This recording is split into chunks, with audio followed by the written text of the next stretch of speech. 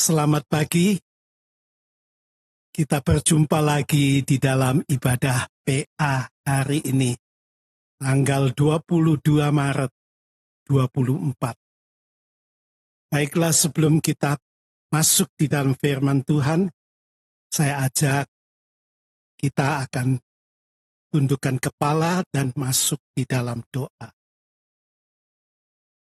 Kami bersyukur Tuhan, kesempatan yang indah Tuhan berikan kepada kami lagi untuk kami dapat datang di bawah kaki Tuhan untuk sama-sama dapat merenungkan firman Tuhan di dalam ibadah PA hari ini. Bukakan hati pikiran kami Tuhan, tenangkan dan sejukkan Tuhan, supaya kami dapat mengerti firman Tuhan dan menyambutnya firman Tuhan. Kami masukkan di dalam hati, kami renungkan ulang berulang, supaya firman yang benar, firman yang sejati itu sungguh-sungguh menjadi berkat buat hidup kami, mengubah dan memperbarui hidup kami, dibentuk untuk menjadi berkenan di hadapan Tuhan.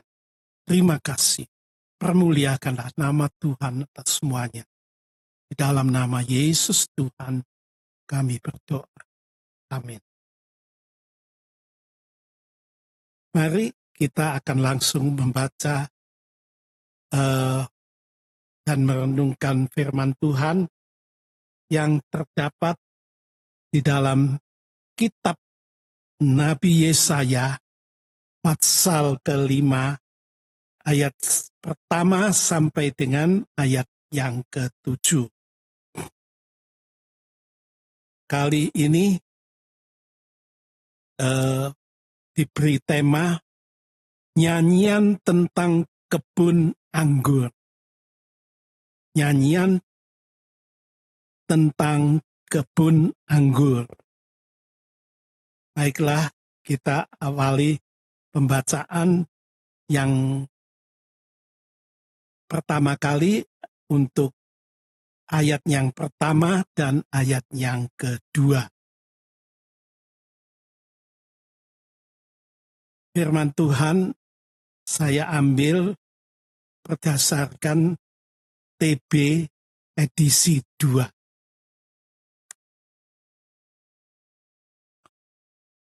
Ayat yang pertama.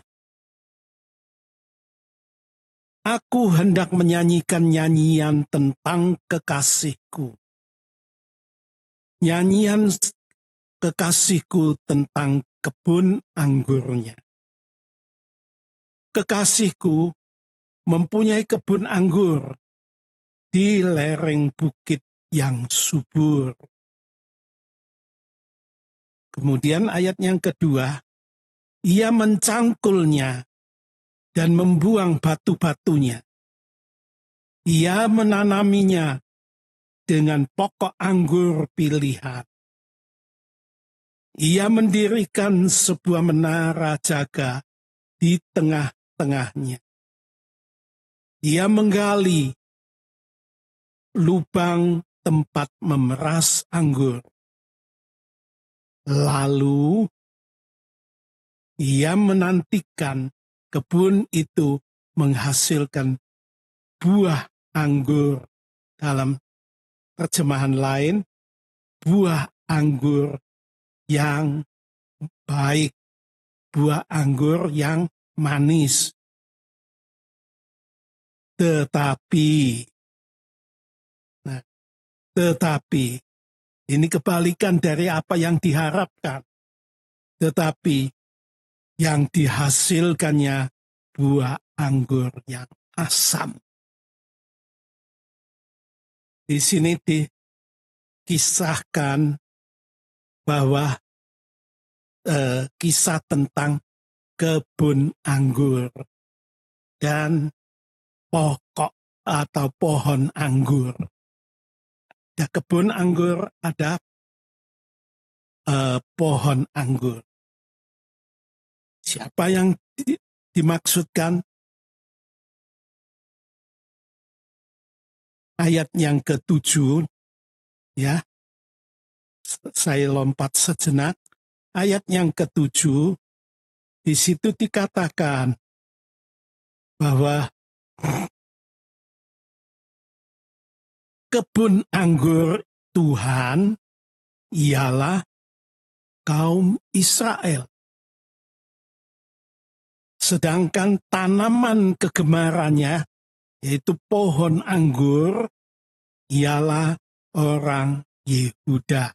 Ini dijelaskan di ayat yang ke-7. Jadi kebun anggur itu adalah kaum Israel. Lalu pohon anggur yang merupakan tanaman kegemaran Tuhan itu adalah orang Yehuda. Nah, di sini ayat yang pertama dikatakan, ya, kekasihku mempunyai kebun anggur di lereng bukit yang subur. Ini lokasinya, dipilihkan di lereng gunung, itu tanahnya yang subur. Nah, untuk itu kemudian langkah berikutnya, yaitu ia mencangkulinya dan membuang batu-batunya, dibersihkan tanah yang subur itu, dibersihkan dari batu-batu, dicangkuli, dibersihkan daripada batu-batu. Kemudian dia menanaminya dengan pokok anggur pilihan. Ya, pokok anggur pilihan.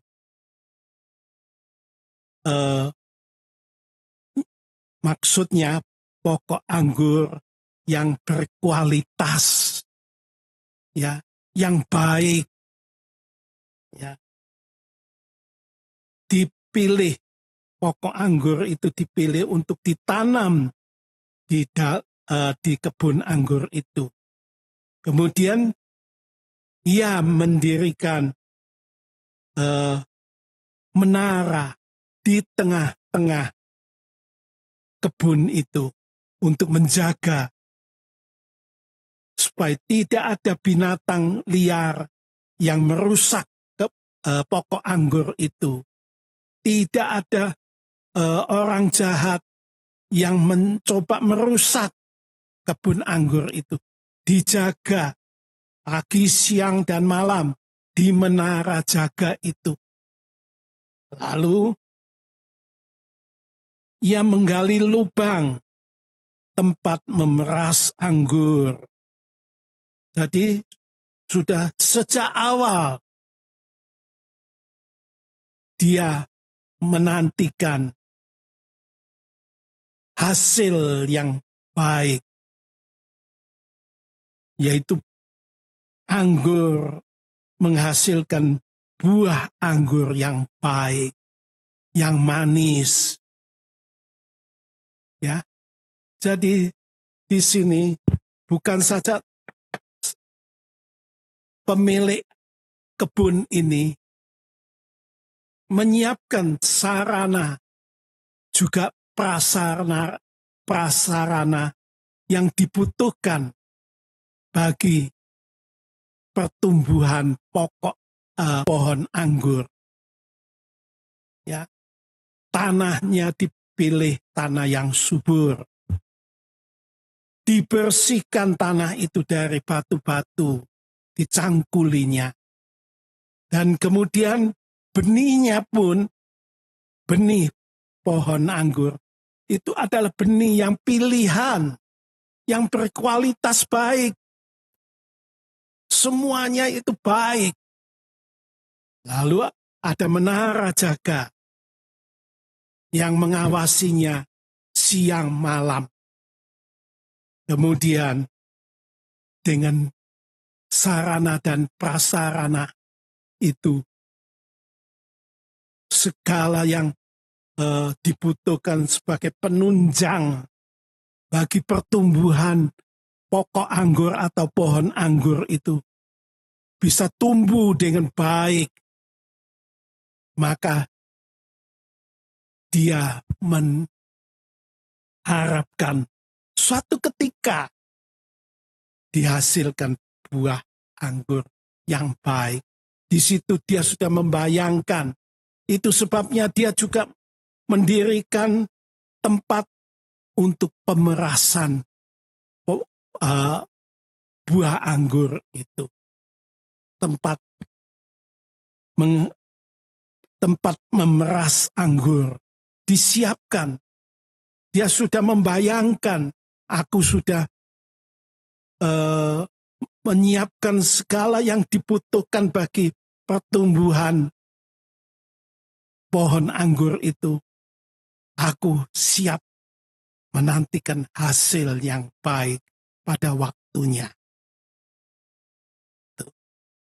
Salahkah? Tidak ada yang salah. Semuanya baik. Tuhan sudah menyiapkan segalanya. Tapi kemudian apa yang ditulis ayat yang kedua? Tetapi yang dihasilkannya buah anggur yang asam. Tidak seperti yang dibayangkan. Tidak seperti yang diharapkan. Buah anggurnya ternyata buah anggur yang asam. Yang berkualitas tidak bagus, tidak baik. Nah, ini ayat yang pertama dan yang kedua. Lalu kita lanjutkan ayat yang ketiga, keempat, 5, dan ke-6.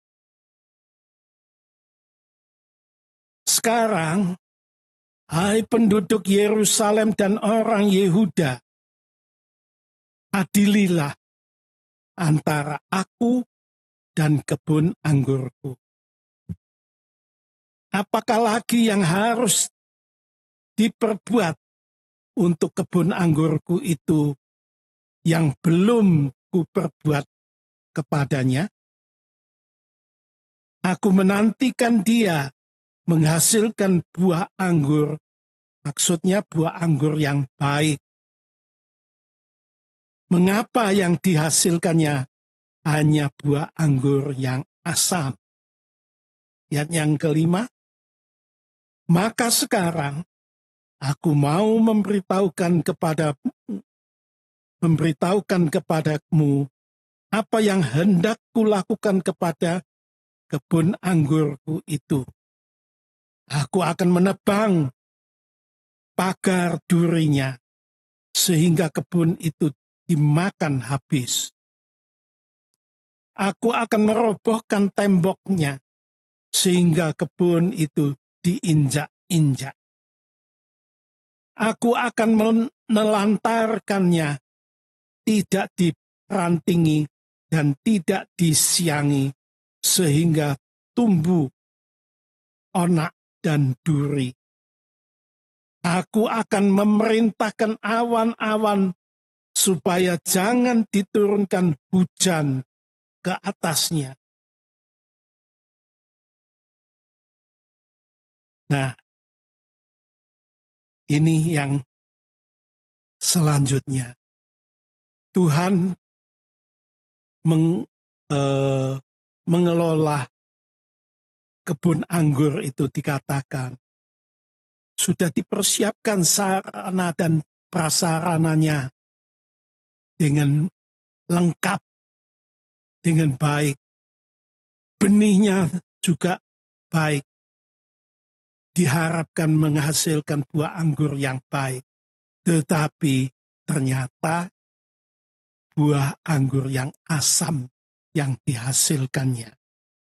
Nah, ayat yang ketiga berkata, sekarang hai penduduk Yerusalem dan orang Yehuda, adililah antara aku dan kebun anggurku. Ya penduduk Yerusalem, orang-orang Yehuda, adililah. Ya, kamu yang berbicara sendiri kira-kira apa yang harus aku lakukan terhadap kebun anggur dan pohon anggur itu. Tuhan berkata, apalagi yang harus kuperbuat untuk kebun anggurku itu yang belum kuperbuat kepadanya? Aku sudah menyiapkan sarananya, prasarananya, semuanya baik. Apa yang kurang daripadaku? Adililah. Kalau aku menyiapkan sarana dan prasarananya dengan baik, bukankah layak aku menantikan hasil buah anggur yang baik?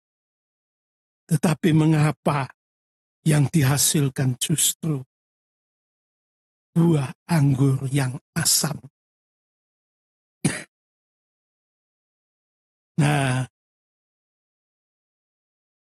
sekarang aku akan memberitahukan kepadamu apa yang akan aku perbuat terhadap kebun anggurku ini. Ya. Kebun anggur ini sudah aku siapkan sarana dan prasarananya untuk melindungi dan sebagainya. Ini karena tidak menghasilkan yang baik, maka aku akan menebang pagar durinya sehingga kebun itu dimakan habis. Aku akan merobohkan temboknya sehingga kebun itu diinjak-injak. Maka segala sarana dan prasarana yang mencoba melindungi, menaungi kebun anggur itu dari injakan orang asing, dari serbuan binatang liar, tembok-tembok yang didirikan untuk menjaga itu akan kurobohkan semuanya. Nah, perlindungan itu aku akan cabut. Tidak lagi ada perlindungan atas kebun anggur itu terhadap pohon anggur itu. Tidak ada lagi perlindungan. Nah, kemudian aku akan menelantarkan, tidak merantingi dan tidak disiangi. Ya. Jadi ini kemudian tidak lagi dipelihara, dibiar-biarin kebun anggur itu. Ya. Dibiar-biarin. Kalau tadinya terus dirantingi, ya, tapi sekarang aku biarin, tidak dipelihara. Lalu aku akan memerintahkan awan-awan supaya jangan diturunkannya hujan ke atasnya. Tuhan bukan saja tidak mencabut perlindungan terhadap kebun anggur itu, Tuhan juga tidak lagi memelihara kebun anggur dengan pohon anggur yang ada di tengahnya. Tapi juga Tuhan bahkan akan memerintah awan-awan yang di atas supaya jangan menurunkan hujan ke atas kebun anggur itu. Kalau tidak ada hujan, keringlah kebun anggur itu. Keringlah pohon anggur itu. Ya. Semuanya dicabut oleh Tuhan. Lalu dikatakan, nah, dibiarkan kebun itu menjadi rusak, menjadi terlantar. Karena apa? Tidak menghasilkan buah anggur yang diharapkan. Buah anggur yang manis, yang baik. Inilah keadaan kaum Israel. Inilah keadaan kaum Yehuda. Mereka adalah pilihan Tuhan. Umat pilihan Tuhan. Hidup mereka dilindungi. Hidup mereka dipelihara oleh Tuhan. Hidup mereka diberkati oleh Tuhan. Tuhan mengharapkan kaum Israel dan Bani Yehuda dalam hidupnya menunjukkan suatu hasil yang baik di hadapan Tuhan, yang menyukakan hati Tuhan. Tetapi kenyataannya mereka menyimpang dari apa yang diharapkan oleh Tuhan. Mereka hidupnya najis. Mereka hidupnya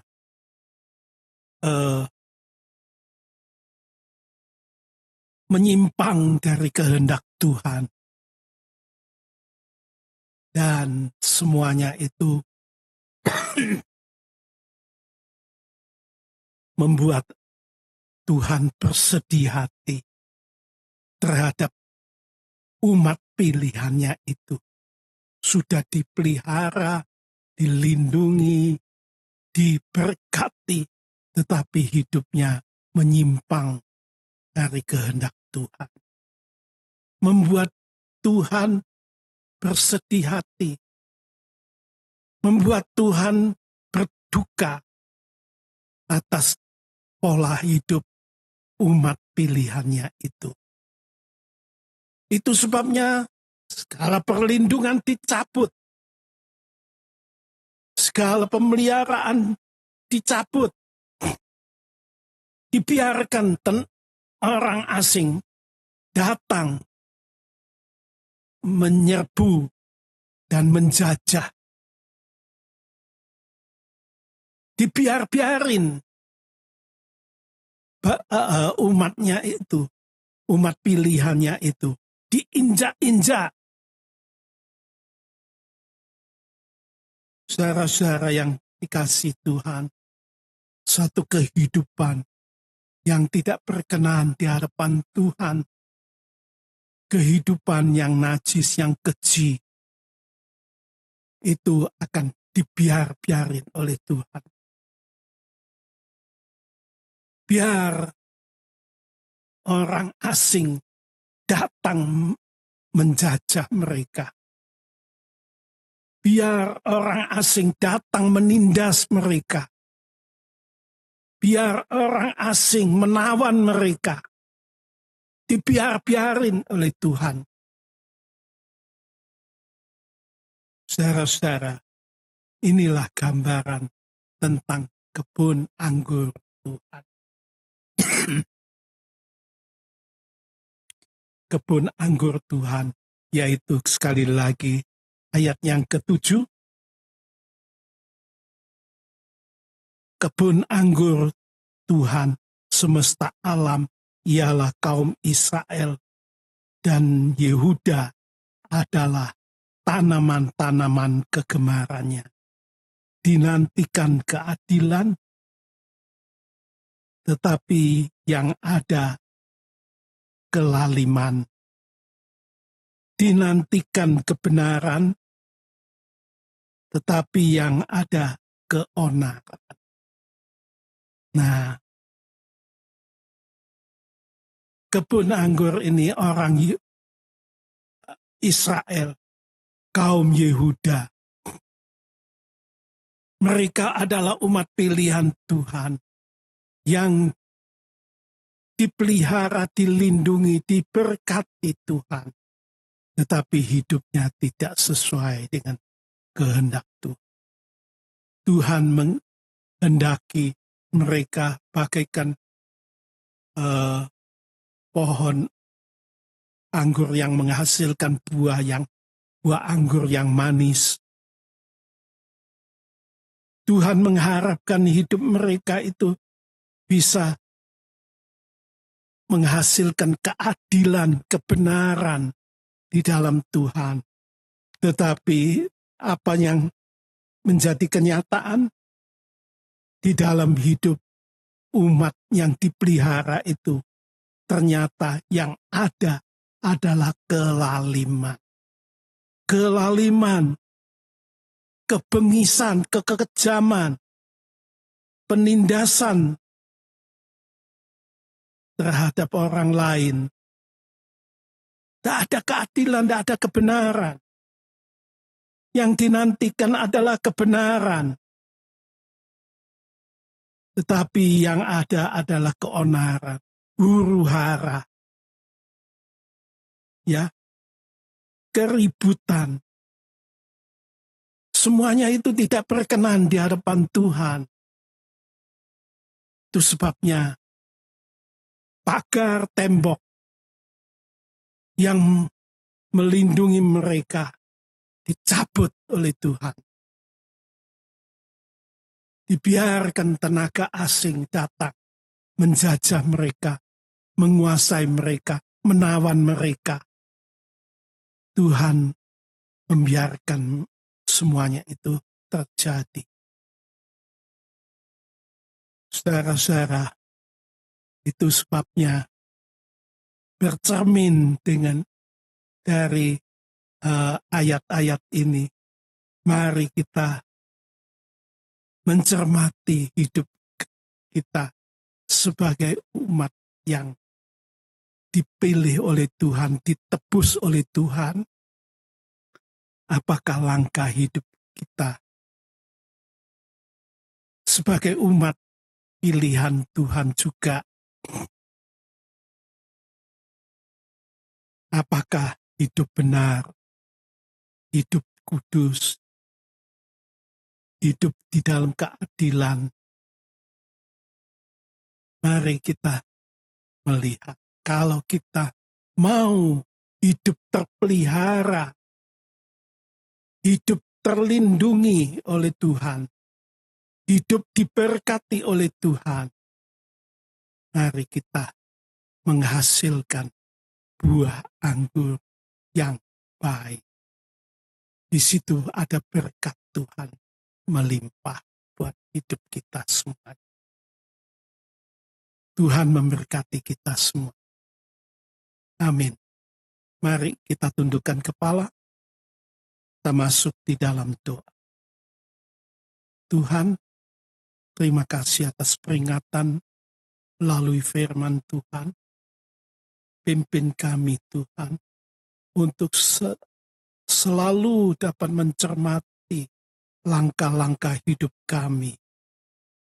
Supaya kami tidak menyimpang ke kanan ataupun ke kiri daripada kebenaran dan kesucian firman Tuhan. Tetapi Roh Kudus bimbing kami untuk hidup taat setia hanya kepada Tuhan. Supaya hidup kami terpelihara dalam kebenaran dan kesucian Tuhan. Hidup kami senantiasa berkenan di hadapan Tuhan. Memuliakan nama Tuhan. Roh Kudus akan menolong kami semuanya. Inilah Tuhan doa kami. Kami serahkan hidup kami sepenuhnya ke dalam tangan Tuhan. Bimbinglah dan pimpinlah Roh Kudus. Terima kasih. Dalam nama Yesus Tuhan kami berdoa. Amin.